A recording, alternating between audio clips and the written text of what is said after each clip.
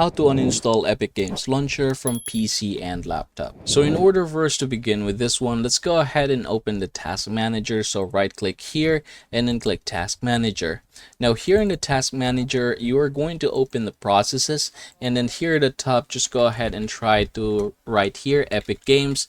And then when you see nothing, that is an indication that you have not opened Epic Games. Now go ahead and close this one, and then you can just go ahead and open or type here add or remove programs, and then from here what you're going to do is just type here Epic Games, and then we have the online services and then the games launcher. So the games launcher is more important, but yeah, I want you to do both here or uninstall both here. So right click this one or click that one and then click the uninstall button here.